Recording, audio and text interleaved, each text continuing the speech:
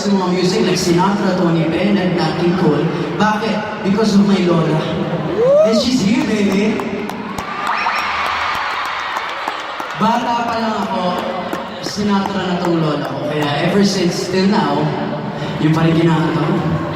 And it's so suave, baby. So this next song,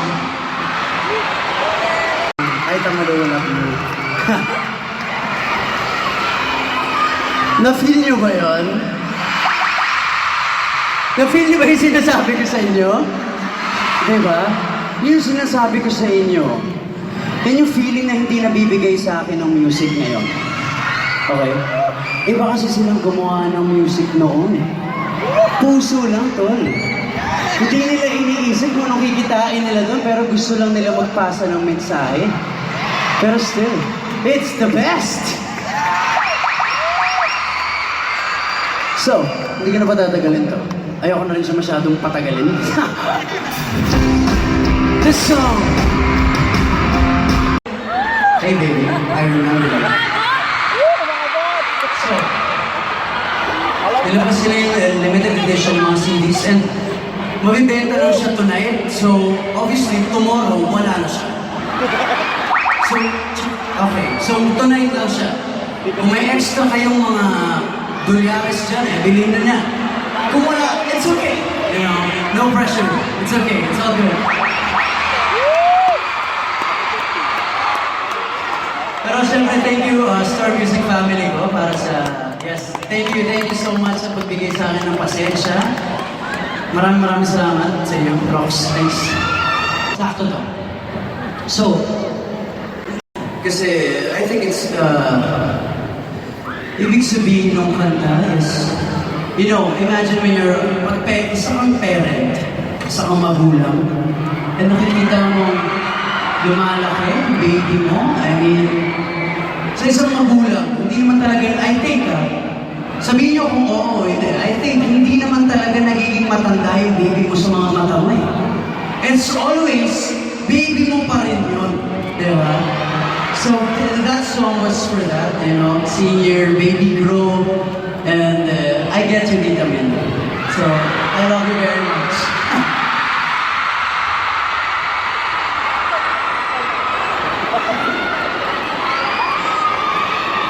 May upuan dito. Yes, syempre. Okay. Kukunin ko na po itong oras na ito upang magpasalamat sa inyo pong lahat. Okay. So, bakit mo ba nasundan lahat ng kanta na yun? Diba? Dahil sa lahat ng kanta na yun, sama-sama tayong lahat. Hindi ba? Lahat ng kanta na yun, alam niya, naalala ko, lahat ng bumibisita sa set namin, lahat ng nagbibigay ng mga donuts sa amin, sa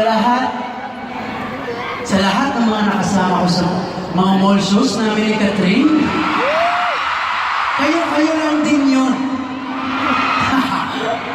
Lahat ng mga mukha niyo nakikilala ko kayo lahat.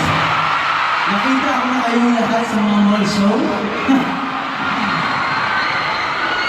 So, para lang malaman nyo that The House of Us is the top grossing Filipino film.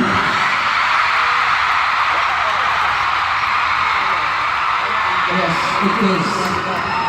But, you know, ang kita at kung magkano man ang inaabot namin, it's not really important, you know.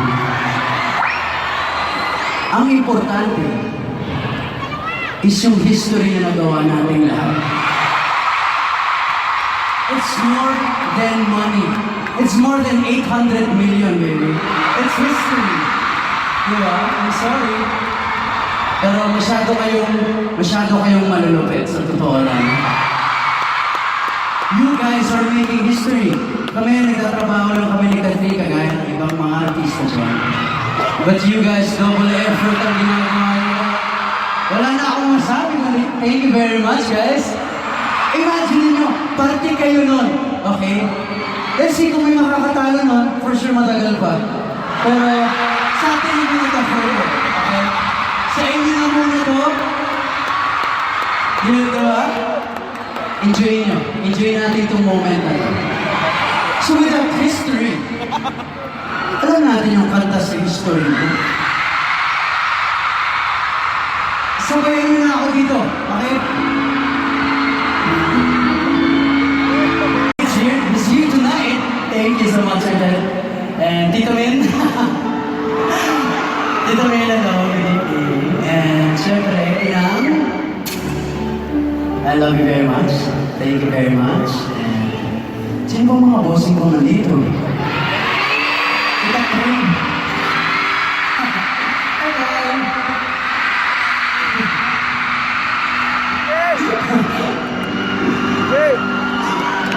And yes, I'd like to thank the whole team. Okay. Sorry medyo matagal. Marami talaga akong pasas.